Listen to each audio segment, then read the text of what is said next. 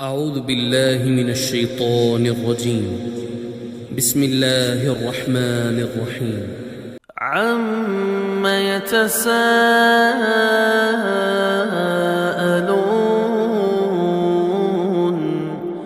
عن النبأ العظيم الذي هم فيه مختلفون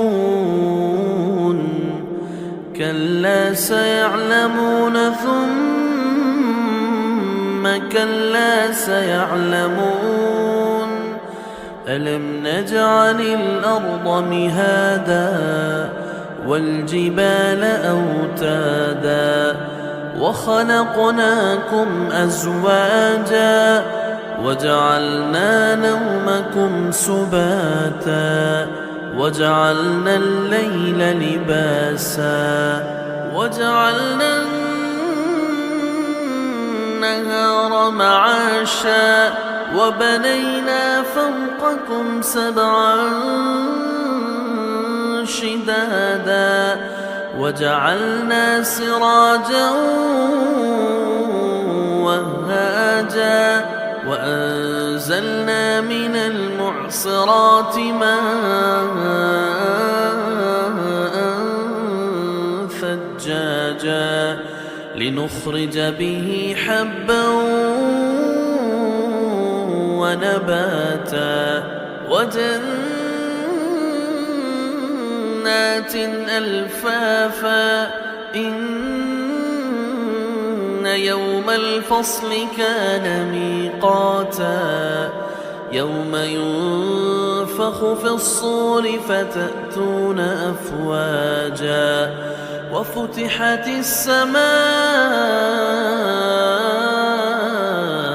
فكانت أبوابا وسيرت الجبال فكانت سرابا إن جهنم كانت مرصادا للطاغين مآبا لابثين فيها أحقابا لا يذوقون فيها بردا ولا شرابا إلا حميما وغساقا جزاء وفاقا إنهم كانوا لا يرجون حسابا وكذبوا بآياتنا كذابا وكل شيء أحصيناه كتابا فذوقوا فلن نزيدكم إلا عذابا إن للمتقين مفازا حدائق وأعنابا